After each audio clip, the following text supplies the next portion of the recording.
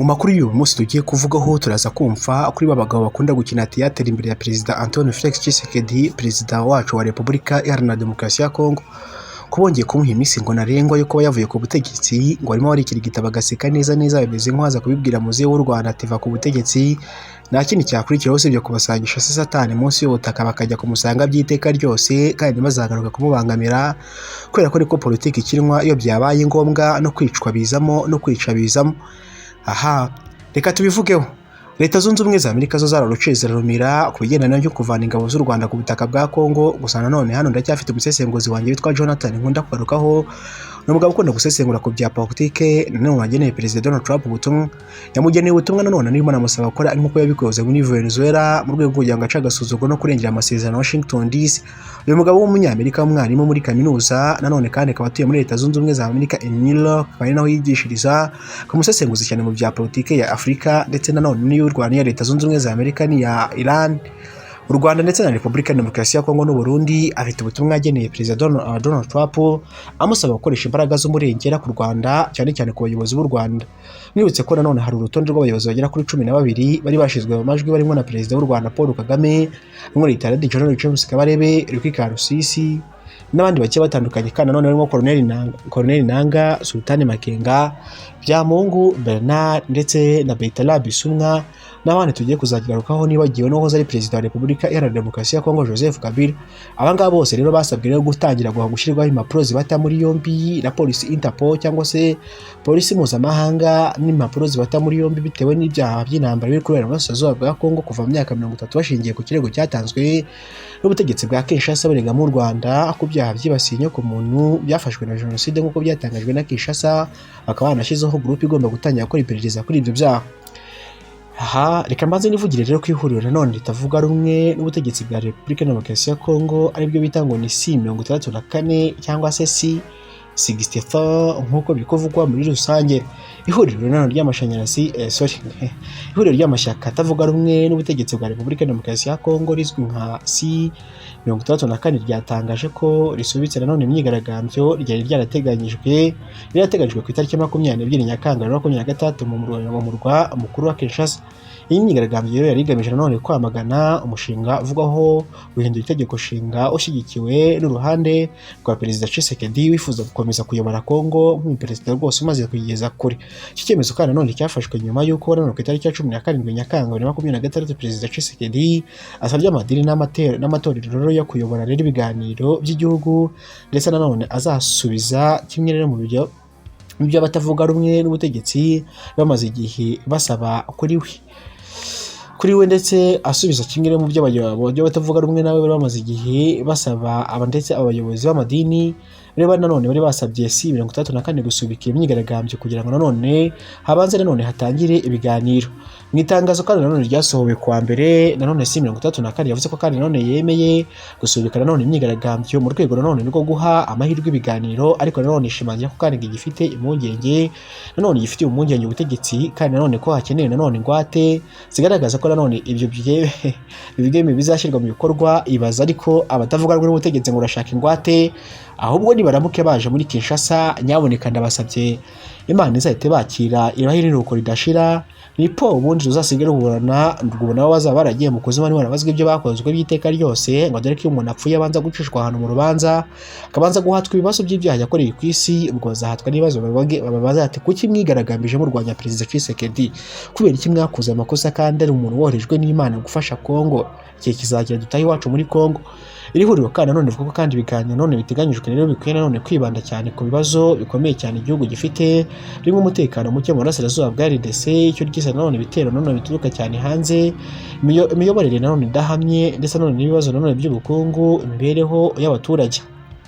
C64 kandi nanone yahaye nanone Perezida Tshisekedi ngo nyina narengwa ngimusaba rero gutumiza ku mugaragaro ibyo biganiro nanone bitarenze ku itariki ya 15 mu kwezi gukurikira, ndetse nanone yaburiye ko nibidakorwa ngo muri icyo gihe izongera nanone igahamagarira abanyekongo gukora ibikorwa by'amahoro byo kwirengera itegeko nshinga demokarasi n'ubutegetsi bugendana rero ko ari amategeko, ubwo no kwigaragambya. Mu gihe Perezida Tshisekedi we nta kirabivugaho muri rusange, abatavuga rumwe n'ubutegetsi bwa Repubulika Demokarasi ya Congo b'abakongomani PL ntabwo bari kureba ikibazo Congo ifite cyo kuba nta mutekano ifite mu burasirazuba bwa Congo, kandi ngo narebe n'intumbero ya Perezida Tshisekedi ibintu bategeza bakora Joseph Kabila wahoze ayoboye Congo gusa nanone akayisiga mu mazi Abira akanarunzaho kuyigambanira kiriya kigoryi. Ngo nanone babyiteho ariko nanone ugasanga ari kurenga bakajya kwataka Perezida Tshisekedi bamubaza rero banamubuza ibyo agomba gukora.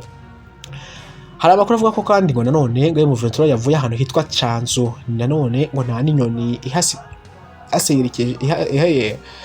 ihasigaye ngo berekeje muri Sud Kivu. Amakuru aremeza neza ko hari abarwanyi bavuye muri Canzu ngo ndetse n'abarwanyi ba M23 n'intwaro zabo zose n'ibintu byabo byose ngo bahavuye ndetse nta kimwe cyahasigaye, nk'uko amakuru aturuka ku baturage muri burasirazuba bwa Congo avuga ko M23 bagiye kubona ibona yazinze ibyabo byabaye rero ku itariki ya 20 z'uku kwezi turimo n'ubundi kwa karindwi 2026. Bagiye kubona rero babonye isemeza M23 zazinze ibyazo byose zirimo zirerekeza hariya rero ziva muri Canzu zerekeza muri Sud Kivu. Abenshi bavuga ko kandi haba ari ibitero biteguwe cyangwa se hari igiri gutegurwa kuba cyakorwa rero komande za M23, ariyo mpamvu rero bafashe nanone uwo mugambi.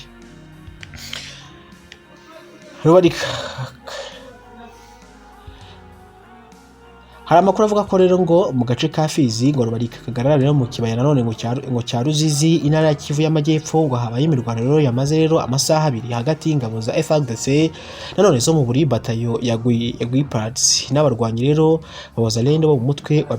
wabikotwa. Nkuko amakuru yatangajwe rero bivuga ko kandi imibare y'agateganyo igaragaza ko abasirikare 2 ba FARDC bishwe, abandi 4 barakomereka, naho umurwanyi umwe wa Wazalendo witwa Chentiri Bigomba arakomereka. Umwana w'umukobwa w'imyaka 8 witwa Mahegate Kopele nawe yakomeretse amaguru yombi.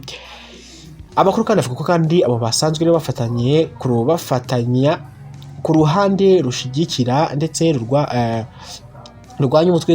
w'iterabwoba nanone bakarwanira perezida wabo Perezida Tshisekedi. Nanone kandi ngo barwanya hagati yabo rero bikavamo rero impfu n'inkomere rero, nubwo rero basanzwe rero bahuriye rero ku rugamba rumwe urabyo bataje kumvikanaho, niyo mpamvu abunga bahise bahagera kugira ngo batabare. Ni rugano kandi nanone yabaye muri kino gihe rero, nanone bikavuga ko kandi ngo yabaye saa 8 z'amanywa za saa 10 z'umugoroba yabaye saa 10 z'umugoroba nagari saa 8 z'amanywa na saa yurumva yabaye kabiri, yabaye saa 8 z'amanywa ibangera iba saa 10 z'umugoroba. Abatuye mu karere ka Fizi no mu mujyi wa Kalemiya bavuga ko kandi bahangayikishijwe cyane nuko nanone amakimbirane hagati ya FARDC na Wazalendo ashobora nanone kugira ingaruka ku bikorwa nanone bya gisirikare byo kurwanya umutwe wa 23. Ikitonderwa amakuru rero ngashingira nanone ku byatangajwe muri raporo twasangijwe n'imibare y'abapfuye ndetse n'abakomeretse ndetse n'impamvu rero z'imirwano n'iyigenga yemejwe, ariko gusa bivuga ko rero ngo habaye kutumvikana ku mpande zombi nyine bikaza kurangira bahuye bakarwana muri rusange. Nanone kandi ngo ni FC23 yasabwe rero mu gihe yashakaga gushinga leta rero yigenga mu bice byayo. Mu gihe nanone ngo hakomeje rero ibiganiro bya politiki hagati ya guverinoma ya Repubulika Iharanira Demokarasi ya Congo ndetse n'ihuriro rya FC23 hakomeje none kwibazwa niba iri huriro ryashobora rero umunsi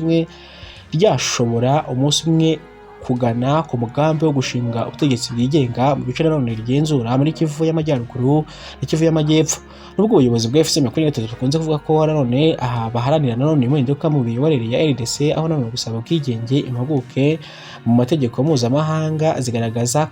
ko nanone kugira ngo nanone agace kabashe kwitwa igihugu kigenga bisaba nanone ibi bisabwa byinshi cyane birenze kugenzura ubutaka gusa.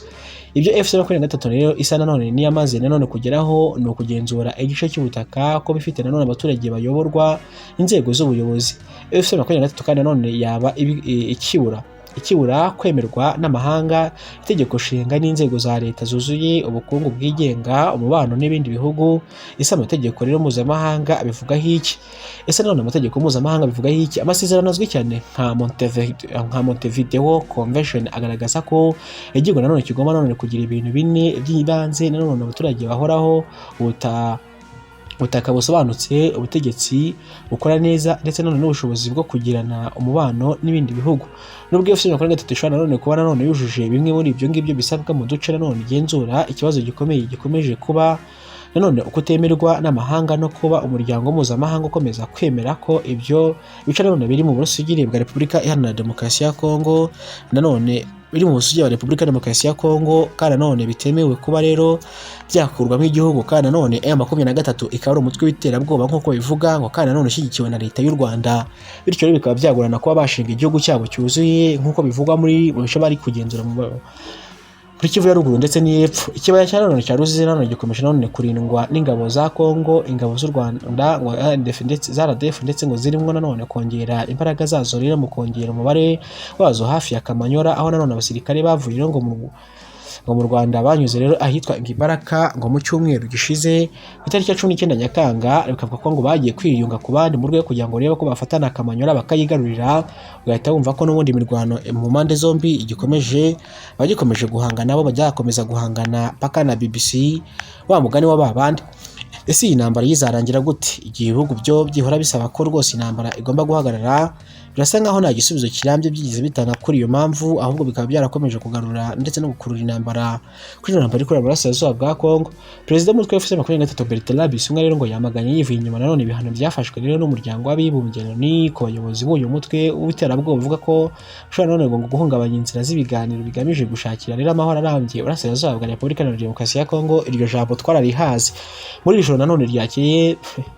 Hari inkuru njya nsimbuka muri Kivu y'Epfo rero ngo hari nanone ubusabe bw'ibiganiro, nanone ngo ihungabana rya DRC rikomeje rero ku muvuduko uteye ubwoba, ngo nuko bivugwa inyeshyamba za M23 nanone ngo kuri aya 19 Nyakanga 2023 saa 10:00 rero 20 z'umugoroba rero zageze i Bukavu ziri rero mu bwato MV La Main de Sur L1 bwageze rero ku cyambu,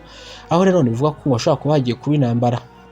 kubera nanone ikomeye cyane gukomeza imirwano irikorera mu burasirazuba bwa Repubulika Iharanira Demokarasi ya Congo. Inansi biki kino kiganiro cyo kuri uyu munsi wa none, iby'intambara byo bikomeje kundenga mu burasirazuba bwa Congo, hakomeje kuba ibintu biteye ubwoba, yagasani no kurengera abanyarwanda ndetse n'abanyamahanga muri rusange. Imana ibarinde. Yumvaga nitwa Olivier, yitwa X4 News. Umunsi umwe tuzataha.